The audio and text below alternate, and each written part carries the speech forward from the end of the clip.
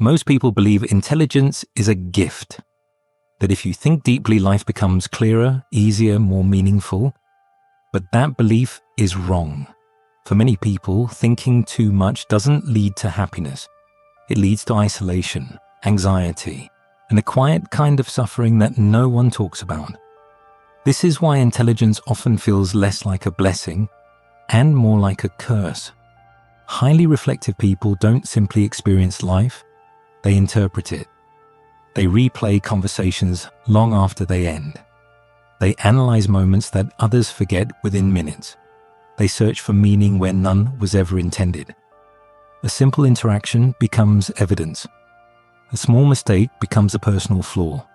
An unanswered question becomes a permanent disturbance. The mind never rests. While others move forward, the thinker stays behind, examining, questioning, revisiting. This isn't depth, it's mental overexposure. And over time, the mind turns inward, becoming both observer and prisoner. There's an uncomfortable pattern no one likes to admit. The happiest people are rarely the deepest thinkers. They don't obsess over meaning. They don't interrogate every emotion. They don't demand logical consistency from life. They accept, they adapt, they move on. Arthur Schopenhauer believed intelligence increased sensitivity, and sensitivity increased suffering. The more aware you become, the more flaws you notice, in people, in systems, in yourself. Ignorance doesn't just hide truth, it softens reality. And softness feels like peace. Overthinking doesn't just affect your inner world, it reshapes your relationships. You notice shallow conversations, recycled opinions, emotional reactions masquerading as beliefs. You begin to feel detached, not superior, just out of sync. Carl Jung warned that consciousness expands faster than society can accommodate it. When awareness outpaces belonging, the result isn't enlightenment, it's isolation. You stop feeling understood. And eventually you stop trying to explain yourself. Silence replaces connection. The cruel paradox of intelligence is this. The same mind that seeks truth also manufactures suffering. Thought has no natural limit.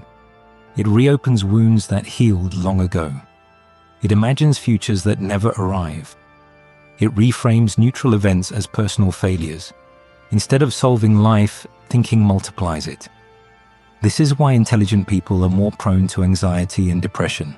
They don't just suffer reality, they suffer interpretation. Many thinkers believe there's an end point, that one day they'll understand enough to finally feel calm.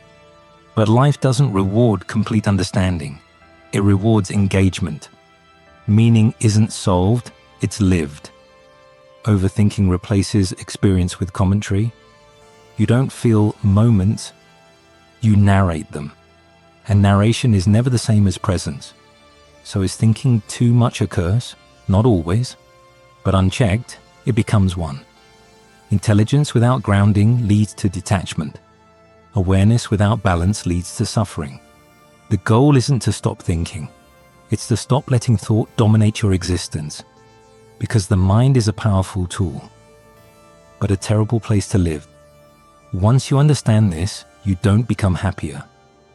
You become quieter. And sometimes, that's enough.